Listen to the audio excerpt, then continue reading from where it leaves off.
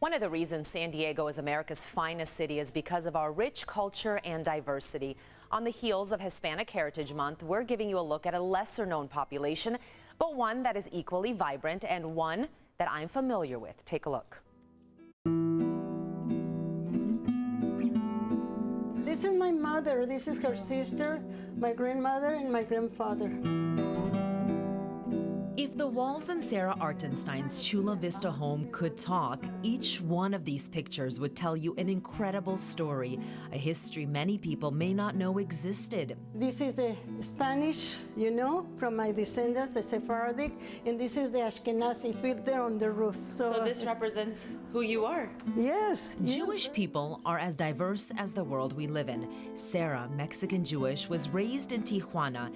It's where she met her husband Nathan. Together, they had 7 children. My kids had a great life at the JCC in Tijuana, and we had a good life. One of Sarah's children, her son Isaac, now a filmmaker. When I graduated from film school, I never dreamt I would be doing documentaries about my Jewish Mexican heritage. But I got so tired of people asking, how does an Artenstein come from Mexico? Tijuana es la capital del mundo.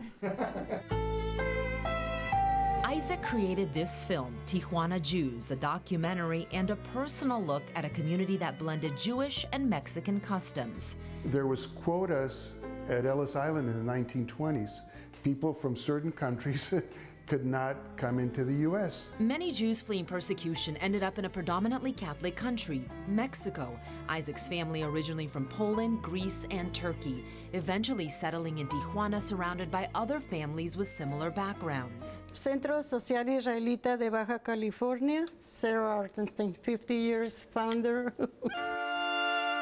The Artensteins, proud of their heritage, opened up the first Jewish community center in Tijuana. I lived here for 56 years, but I miss Tijuana. Of course I miss Tijuana.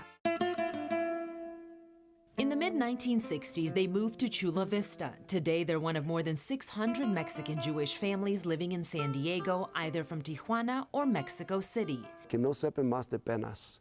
May you never again know suffering. Oh, say shalom. Rabbi Scott Meltzer of Or Shalom Synagogue in Bankers Hill says his congregation is home to many Mexican Jewish families. It's the reason he says his Spanish has strengthened. We have a number of congregants whose parents and grandparents were best of friends back in Mexico. They've found each other in San Diego, and so they'll tell stories. Muchísimas gracias. And many of those stories live on here at the Ken Organization. The nonprofit is where young Latino Jews learn about their culture, values, and traditions. Janine Simpson, the current president, says the official language here is Spanish. They know English. If we don't teach them Spanish, then where do they learn it from? Same as with Judaism, right? If we don't teach it here, then where do they learn it from? So that's why we specialize and work hard to strengthen that identity. And part of that identity is the rich culture, which includes amazing food. Chile is present in everything, but also Jewish, dishes are extraordinary. Te voy a sacar lo que me mandó Cielo para las tortillas. The Artensteins not letting me leave without enjoying a delicious meal. Chile rellenos, rice, and beans. A common theme at some traditional Jewish Mexican events? The typical menu is lox and bagels, of course, chilaquiles verdes, and refried beans. I guarantee you. Vodka and tequila. Vodka and tequila, both are kosher drinks.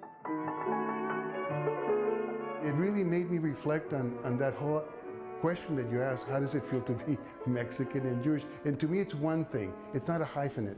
It really is a distinct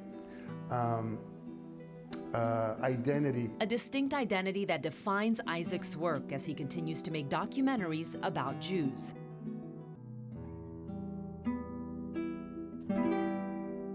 Incredible look at the history there. How beautiful is that? That was really interesting to see, and not everyone may know this, but you're Jewish, your husband's Mexican, so Daniela and your Milana, your other daughter, are going to be Mexican Jews, so the tradition lives on right next to us here. I just feel so proud to live in a community where they're represented. That's Absolutely. what's the most important to me. So I'm glad that I could bring this story, and thank you to everyone who was able to share their stories. I mean, I could have done, a 30-minute documentary on this because it's so beautiful. I'm telling you, the food when I come over to your house, yes, amazing. It's exactly and to know like that. At some of the celebrations, they have the tequila and the vodka. Both kosher.